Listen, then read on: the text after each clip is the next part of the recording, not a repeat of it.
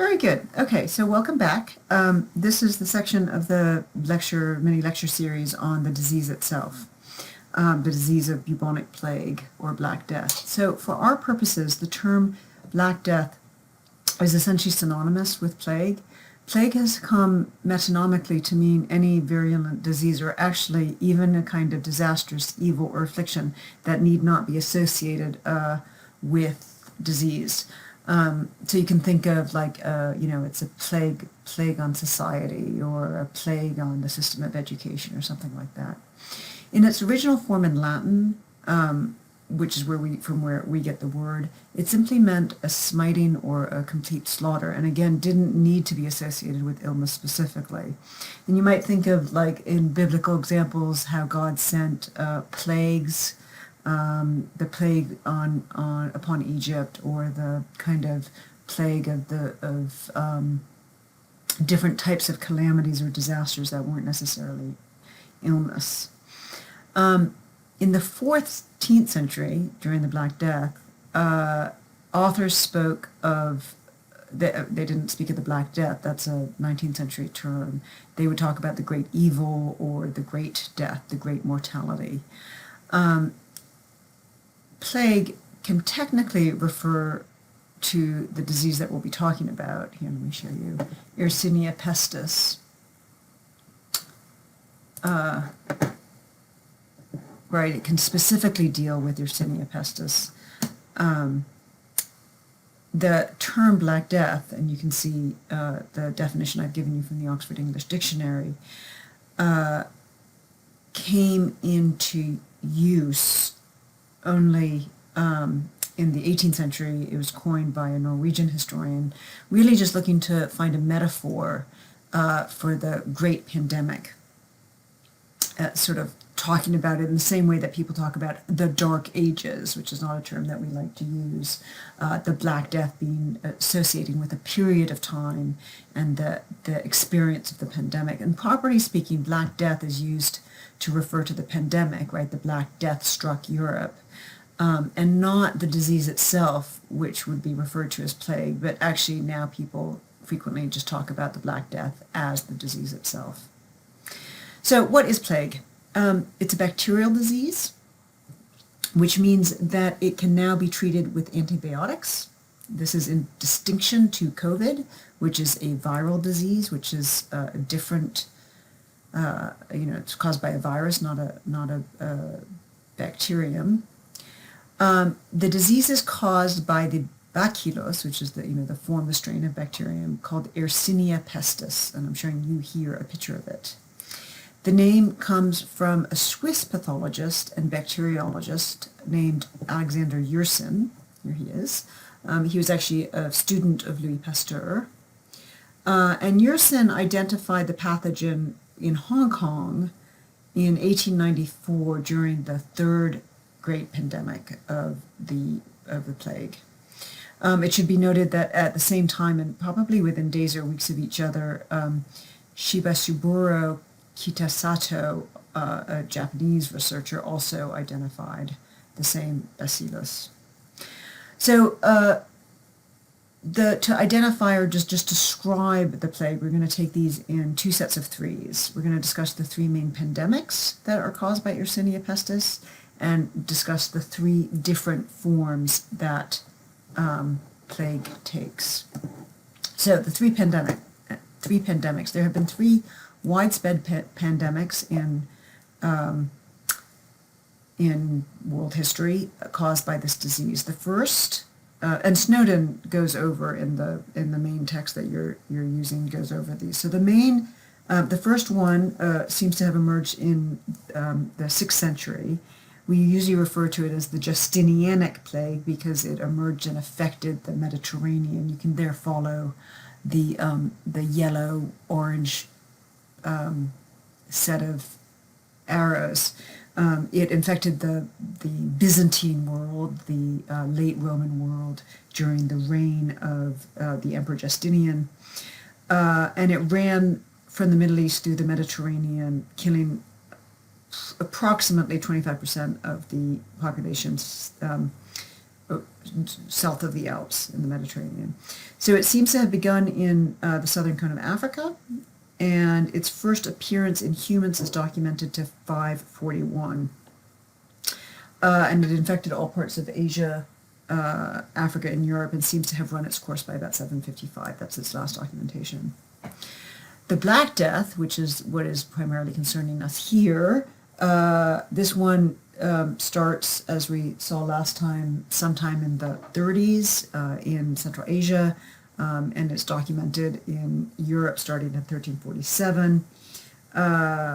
It appears virulently in the middle of the 14th century, and it will come in regular waves up through about 1500.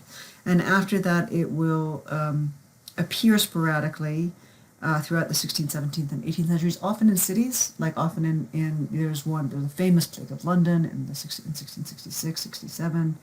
And then the final major outbreak of this pandemic was in Marseille in 1720 to 22. The third pandemic, and here you want to focus on the black arrow, this is modern plague. This again came out of Central Asia and seems to have reemerged at the end of the 19th century. The earliest known case is 1866, where it spread through Canton province and then to Hong Kong, and then it spread out slowly from there. This is, of course, the context in which the two researchers, right, Yersin and Kitasato, started work on identifying it. And Yersin actually went to Hong Kong in 94 after learning of an outbreak in China, and he obviously got to work on it. So outbreaks were documented into the 20th century throughout all 5 continents. Snowden says that the pandemic killed as many as 20 million people, mostly between 1898 and 1910, and in the Indian subcontinent was probably the hardest and most affected. It should be said that plague still exists. Seems that there's about 1,000 to 3,000 cases of plague reported globally every year, about 10 to 15 cases every year in the US. Here's a map taken from Wikipedia. Now, of course, it can be treated by antibiotics and isn't as virulent, although there are reports of deaths with some regularity of plague. So there was a long debate about whether Yersinia pestis, right, that bacillus of the third pandemic, was the same strain as the one caused by the Black Death. But this as a debate has been definitively put to rest, partly or rather entirely on the work of plague graveyards, particularly an important London graveyard from 1348-49. In which paleoarchaeologists, bioarchaeologists, and paleogeneticists have put the new ability to work on historical microbiology, and they were able to positively identify the disease that ravaged the world in the 14th century as Yersinia pestis, as the same strain that reemerged at the end of the 19th century. And the famous study seems to have been done in 2005, and there's ongoing work about isolating and being able to track the early history of the disease. So the disease is transmitted to humans from fleas. One second. Here we have the rat flea. You have on the left, you have just a rat flea, and on the right, you have a rat flea who has infected his gut with the bacterium, and that's that big black splotch that you see. So that is a plague-carrying flea, poor sod. The flea gets it from an infected rodent, a rat or a marmot, which usually arrives into the community or the household on usually an animal, a rat or a another form of rodent, or alternatively, cloth bedding or other stuffs in which they had nestled. And here you might recall the story that you read in Gabriel de Mussis. This appears on page 20, where he says that there's a soldier was camped, an army was camped outside a city, and 4 soldiers went out in search of in search of food probably, and they found an abandoned house, and they found a fleece, and they took the fleece, and they slept under the fleece that night, and they all got plague and died. And it's probably just the fleece was infected with fleas. It should be said that fleas much prefer rats to humans, and they will always choose a rat over a human, and it is only when they have killed the rats, or that plague has killed the rats, that they jump to humans. Actually, one of the mysteries or the confusions in the archaeology is there doesn't seem to be enough dead evidence, archaeological evidence of enough dead rats in the archaeological record to sort of square the circle. That's one of those ongoing debates.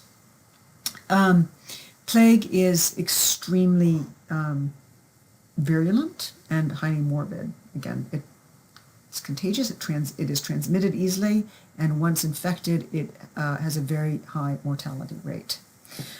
It comes in 3 forms. So, what are those forms? We have bubonic plague.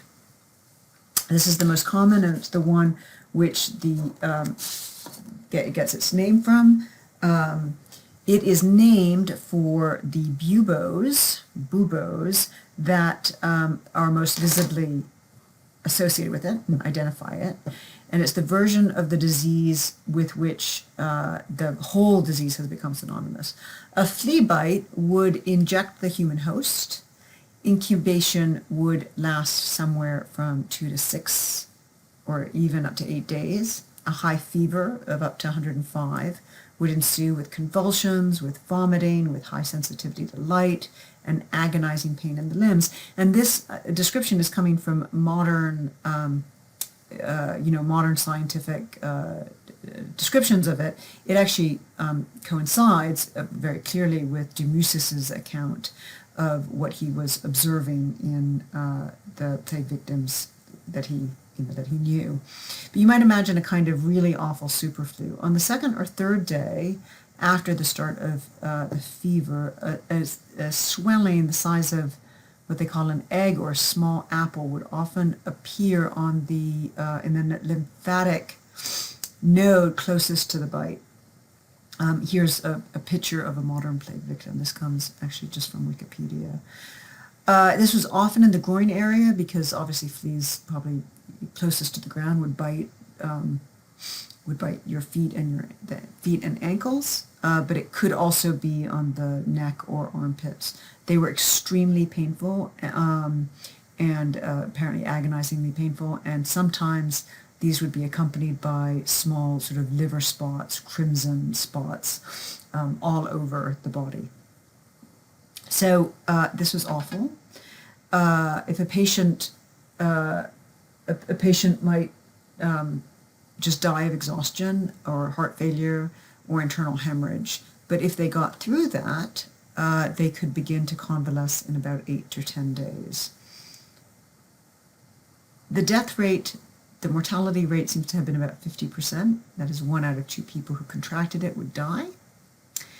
Though it may have been even greater in the 50s and 60s, 1340s, 50s and 60s, because for reasons that we only gestured at last time, there had been a whole series of other pressures on the health of Europeans in the first half of the 14th century, particularly the great famine of the end of the 1315, 1316, 17.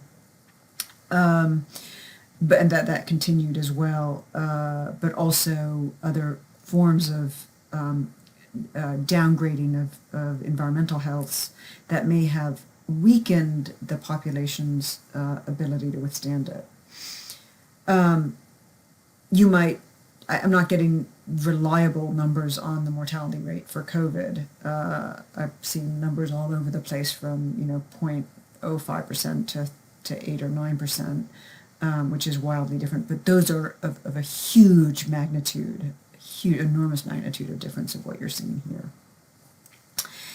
The bubonic form of plague cannot be and could not be passed from person to person. So that is, breathing or being around someone who was infected was not enough to infect you. It traveled through the flea bite. But this was evidently and entirely not evident to anyone, since it clearly would travel within households and communities. And it really seemed that once one person got ill, a huge number of people got ill. And it appeared to be extravagantly contagious. So whole households would die, the priests would go to give last rites and they would die, doctors would go to care for the sick and they themselves would contract the disease, a lawyer would be consulted about drawing up a will, and then they would die. So it just seemed obviously that this was contagious from person to person. Some people actually thought it could be transmitted merely through sight. The other two forms of plague are more lethal than this and always fatal. So there's pneumonic plague. Let's get to that. And that is the disease when the bacterium infects the lungs, in which a patient simply can't get enough air, is being choked off from all breath. This is the one form of plague which can be passed directly from one human to another. So drops of saliva can carry the bacillus. This should sound more familiar, and thus can be spread through coughing, sneezing, or even talking. So in this, it seems more like coronavirus. And then the third form of plague is septicemic plague, and that is the plague, the infection gets into the bloodstream, and it will do so in such massive numbers that a victim usually dies before the buboes even form, usually within 24 to 36 hours. So these last two were much rarer, not as evident to 14th century observers, and still gets its is associated with the same Yersinia pestis bacterium. In 1347 to 50, the outbreak most people caught obviously was bubonic plague. Just to repeat, most research suggests that the mortality rate was 50% or maybe even higher in some areas. Our numbers vary, but the disease may well have taken up to 100 million people in the 14th century. So that's it. Next up, religious responses and interpretations.